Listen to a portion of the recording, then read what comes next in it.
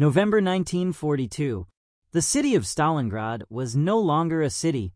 It was a graveyard that refused to stay quiet. Soviet and German soldiers fought over every floor of every building, sometimes separated by a single wall. You could hear the enemy breathing on the other side. You could hear them dying. In this frozen hell, stories spread faster than disease. The Germans whispered about a Russian sniper who could kill a man from a kilometer away, a peasant from the Ural Mountains who'd learned to shoot hunting wolves with his grandfather. The Soviets called him their angel of death. The newspapers called him a hero.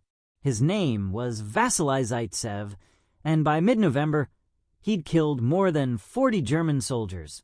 Vassili didn't feel like a hero. He felt cold, hungry, and tired. Every morning, he crawled into the same positions among the rubble. Every night, he crawled back, if he was lucky. The rifle in his hands was a standard-issue Mosin-Nagant, nothing special. But his eyes, those were different. In the Urals, his grandfather taught him to track animals across miles of snow. "See without looking," the old man said. "The landscape tells you everything." The landscape here told him plenty. Which windows the Germans liked, which walls provided cover, where they moved during shift changes. Patience was everything. Sometimes he'd wait 8 hours for a single shot. Other snipers got impatient, revealed themselves, died. Vassili waited. Word reached German command about the Russian sniper disrupting operations. Soldiers were afraid to move during daylight. Morale was cracking like the ice on the Volga. The Wehrmacht needed this problem eliminated. They brought in their best. Sniper instructors from training schools, SS marksmen, veterans of Poland and France. One by one, they entered Stalingrad's meat grinder. One by one, they didn't come back. The Soviets made Vassili into something larger than life. Political officers, like Danilov, arranged for journalists to interview him. They published his photograph in Pravda, made him the symbol of Russian resistance. Every soldier in Stalingrad knew his name now. So did every German. Vassili hated the attention. It made him a target. Before, he was invisible. Now, enemy snipers hunted specifically for him. He changed positions constantly, never used the same hide twice, trusted no one completely. In Stalingrad, trust got you killed. The Germans changed tactics. They stopped sending individual snipers. Instead, they deployed teams. 3 for men working together. 1 spotter. 1 shooter. Others for security. They studied Soviet positions, mapped Zaitsev's known kills, tried to predict where he'd appear next. For weeks, it became a chess match played with bullets. Vassili would take a position at dawn. By noon, German counter-snipers would bracket his location with fire. He'd slip away through the rubble, relocate, start again. Both sides lost men. The ruins filled with bodies no one could retrieve. They froze where they fell, monuments to futility. One morning in early December, Vassili spotted movement in a building he'd been watching for days. A factory complex, partially collapsed. The Germans used it as an observation post. He'd killed 2 of their spotters there already. But this was different. The movement was too calculated, too professional. Whoever was over there knew what they were doing. Vassili settled in to wait. Hour after hour, the winter sun crawled across the sky. His fingers went numb inside his gloves. Didn't matter. Couldn't matter. Somewhere in that building was another hunter. He could feel it the way you feel a storm coming. The duel that followed lasted days. Not the dramatic, face-to-face showdown the movies would later show. Real sniping was slower, more methodical. Vassili would take a position. The German would take a position. Both would wait, searching for the other. Neither would fire unless they had a clean shot. A miss meant giving away your location. Giving away your location meant death. They used decoys, helmets on sticks, dummies dressed in uniforms. Old tricks, but they worked if you were desperate or tired. Vassili wasn't either. He studied the patterns. Where did the German favor? Morning positions or afternoon? East-facing or west? Every sniper had preferences. Habits. Those habits killed you eventually. On the fourth day, Vassili noticed something. The German always pulled back when the light changed. Too much sun, too many shadows. There was a window of maybe 20 minutes around noon when the angles were wrong. That was when he moved. Vassili watched, waited, confirmed the pattern. The next day at noon, Vassili did something risky. He left his position exposed, just slightly, enough that a careful observer might spot it. Then he moved 30 meters away into deeper shadow and aimed at where he'd been. Waited to see if the German would take the bait. Nothing happened. The German was patient too, smart enough to smell a trap. Vassili respected that. You had to respect men who could kill you. They might have gone on like that for weeks. Might have both survived the battle. Might have gone home to whatever was left of their lives. But war doesn't work that way. War is chaos pretending to be strategy. A Soviet assault pushed through the factory district that afternoon. Vassili heard the gunfire, the shouting, the grenades. He stayed in position. His job wasn't assault. His job was precision. But the attack flushed the German sniper from his hide.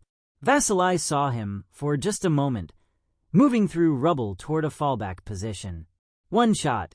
That's all you ever got. Vassili's finger found the trigger. The Mosin-Nagant kicked. Through the scope, he saw the German stumble. Couldn't tell if it was a hit or a near miss. The man disappeared into the ruins. Vassili waited an hour before moving. Maybe the German was wounded. Maybe he was waiting with his own rifle, hoping Vassili would come investigate. Maybe he'd gotten away clean. No way to know, except to look. He found blood on the concrete, a trail leading into the basement of a collapsed building. Vassili followed it, rifle ready. The German was there, sitting against a wall. His uniform was soaked red. The rifle lay beside him. He looked at Vassili without fear, just acknowledgement, one professional to another. They couldn't speak to each other, different languages. But Vassili saw the man's eyes, saw the same exhaustion he felt, the same hollow understanding that this war would devour them all, that it didn't matter who won this particular duel, because 1,000 more waited behind them. The German died quietly. Vassili searched his pockets, found papers, but nothing that would identify him to history. No name that would survive in records. Just another body in Stalingrad's frozen collection. That night, writing his report, Vassili said he'd killed an enemy sniper. They asked for details. He gave them few. The political officers wanted a story for the newspapers. A dramatic duel.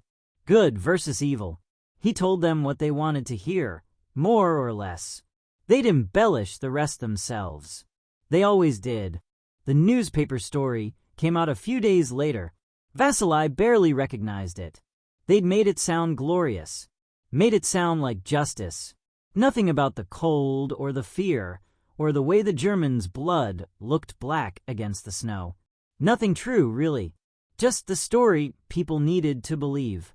Vassili kept fighting, kept killing. The Germans kept sending men to stop him. Some got close. None succeeded. Not because he was invincible, because he was careful, because he understood that in Stalingrad, the difference between the living and the dead was a moment of carelessness. One mistake, that's all it took. By the time the battle ended in February 1943, Zaitsev had over 200 confirmed kills. The number was probably higher. Hard to confirm everything in that chaos. He'd been wounded twice. Lost friends, saw things that would wake him up at night for the rest of his life. They gave him medals, made him a hero of the Soviet Union, sent him on tours to inspire the troops. He did what they asked, played the role.